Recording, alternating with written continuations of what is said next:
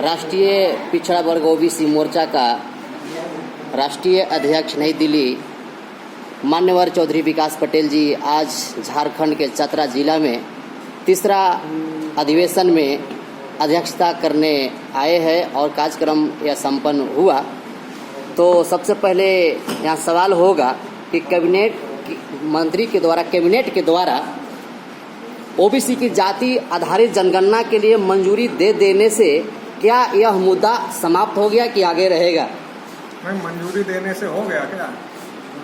बहुत लोग को ऐसा लगता है। अगर मंजूरी देने से हुआ नहीं है तो जब तक हो नहीं जाता तब तक मुद्दा कैसे समाप्त किया जा सकता है। दूसरी बात यह है कि जाति आधारित जनगणना के बाद भी बहुत सारा काम बाकी है। अगर जाति आधारित जनगणना से जो आंकड़े आएंगे उस आंकड़ों के आधार पर क्या क्या चीजें होनी चाहिए, संख्या के अनुपात में सबको हिस्सेदारी मिल रही है कि नहीं मिल रही है, नहीं मिल रही है तो फिर जिसकी जितनी संख्या है उसको उतना हिस्सेदारी लागू होना चाहिए।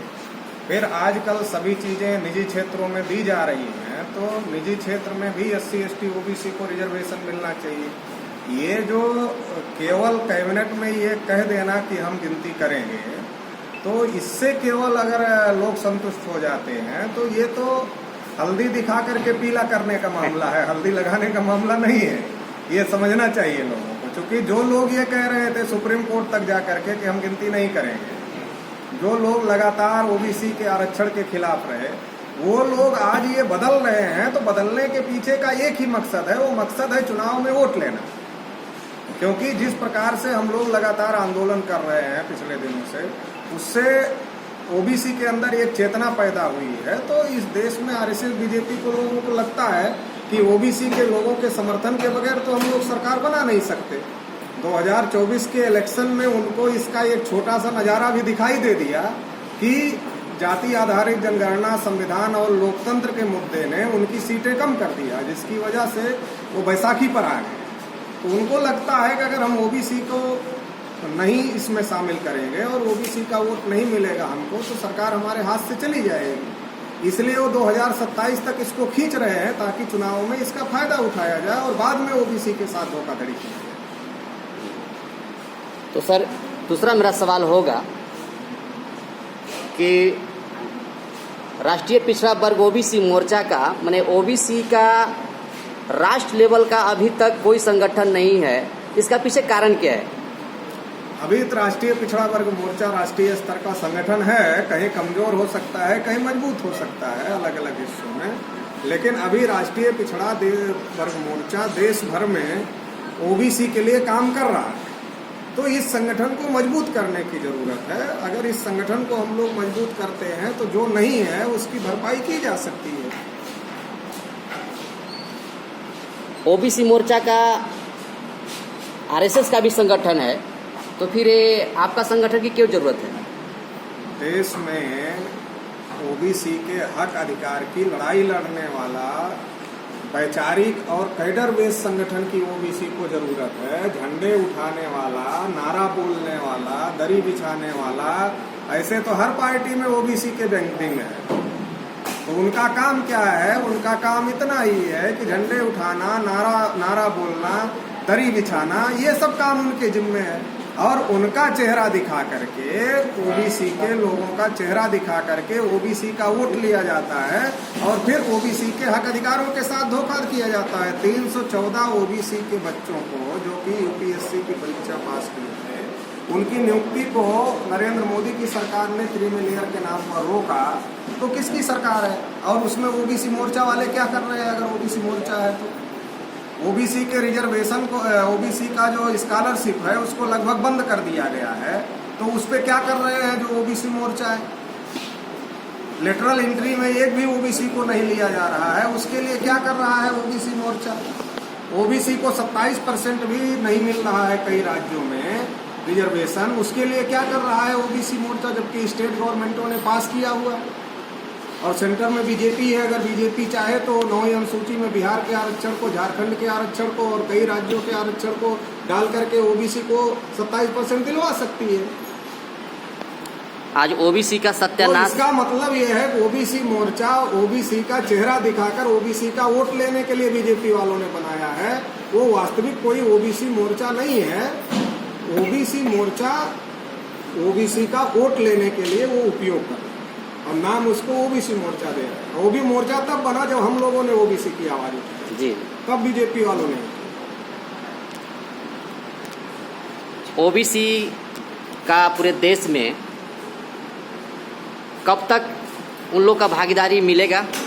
संख्या के अनुपात में भारत में आधी से ज़्यादा आबादी ओबीसी का है, लेकिन अभी लोकतंत्र में दूर दूर तक ओबीसी का अस्तित्व दिखाई नहीं दे रहा है। न्यायपालिका, कार्यपालिका, विधायिका, मीडिया, ये सब पर जीरो कर दिया गया है सर। और ये सुनने के बाद मुझे बहुत गजब हम लोग के समाज के लगता है कि किस दिशा और दशा में हम लोग गुजर रहे हैं। तो कब तक संभावना है कि हम लोग वहाँ तक, उस ओहदे तक पहुँचेंगे? देखिए, अब ये लड़ाई बहुत मजबूत हो चुकी है और धीरे धीरे मजबूत ही होती जा रही है। तो अब इसको कोई रोक नहीं सकता। समय कम लग सकता है, समय ज़्यादा लग सकता है, मगर अब इस लड़ाई को कोई नहीं रोक सकता है। इस देश में अब ओबीसी जागृत होगा और जागृत होगा तो अपने हक अधिकार लेगा, उसको कोई रोक नहीं सकता। लोकतंत्र में हमारी संख्या ज़्यादा है और अगर हमारे लोग जागृत हो गए तो हमारे हक अधिकार कौन रोक सकता है? दुनिया की कोई ताकत नहीं रोक सकती। अगला सवाल लास्ट हम लेना चाहेंगे सर कि इस देश में आपके सिवाय ईवीएम जो मशीन है, वोटिंग मशीन, ईवीएम का मुद्दा बड़े राष्ट्र लेवल पर आप मुद्दा उठा रहे हैं, तो क्या ईवीएम मशीन को बैन होगा या ऐसे ही खेला चलता रहेगा? दुनिया में कुछ असंभव है। कल तक लोग कहते थे जाति जनगणना असंभव है, आज आप ही कह रहे हैं कि उन लोगों ने कैबिनेट में प्रस्ताव पास कर लिया है। तो दुनिया में कोई चीज असंभव नहीं है। हमें अपनी लड़ाई सही तरीके से लड़नी चाहिए। इस देश में जब आगे मटका पीछे झाड़ू बांधा जाता था तो किसी को लगता था कि वही लोग बड़ी बड़ी कुर्सियों पर बैठेंगे और देश के सर्वोच्च पदों तक जाएंगे वो लोग, ऐसा किसी को उम्मीद थी? तो ये तो ईवीएम तो बहुत छोटा मसला है, मगर इसका भी अंत बहुत नजदीक है, क्योंकि अभी देश के लोगों का ईवीएम से भरोसा उठ गया है। और जब जनता का ही भरोसा उठ गया है तो शासक वर्ग के लोग कितना दिन तक उसको बरकरार रख पाएंगे? जनता जिस चीज के विरोध में है उसको बहुत लंबे समय तक नहीं रखा जा सकता है। आज नहीं तो कल ईवीएम का भी बंदोबस्त होगा, ईवीएम हटाना ही पड़ेगा, इसका कोई रास्ता नहीं। 1 जुलाई 2025 को भारत बंद है, तो क्या अपने समाज को अपील करना चाहेंगे सर? 1 जुलाई 2025 को जो भारत बंद है उसमें कई महत्वपूर्ण मुद्दे हैं। उसमें एक मुद्दा जाति जनगणना का है और संख्या के अनुपात में हिस्सेदारी का है। उसके साथ ही साथ ईवीएम का बड़ा मुद्दा है कि ईवीएम में जो पेपर ट्रेल लगाया गया है, या तो उसकी गिनती किया जाए या फिर बैलेट पेपर से चुनाव कराया जाए। इसी के साथ जो महापुरुषों का अपमान बड़े पैमाने पर किया जा रहा है, चाहे पार्लियामेंट में अमित शाह ने किया हो या अलग अलग जगह पर महापुरुषों का अपमान आरएसएस, बीजेपी या तमाम लोगों के द्वारा जो ब्राह्मणवादी मनवादी सोच के लोग हैं उनके द्वारा किया जा रहा है। तो इन सारे मुद्दों को लेकर हम लोग 1 जुलाई को भारत बंद कर रहे हैं। तो इसलिए देश में जो तमाम शोषित वंचित समाज के लोग हैं, SC, ST, OBC, माइनॉरिटी समाज के लोग हैं, उन सभी लोगों से ये अपील है कि इस भारत बंद में बड़ी से बड़ी संख्या में शामिल होकर इसको कामयाब करना है। तो सर, आपने बहुत कीमती समय दिया और हमारी चैनल को, इसी के साथ आपको बहुत बहुत आभार, शुक्रिया सर।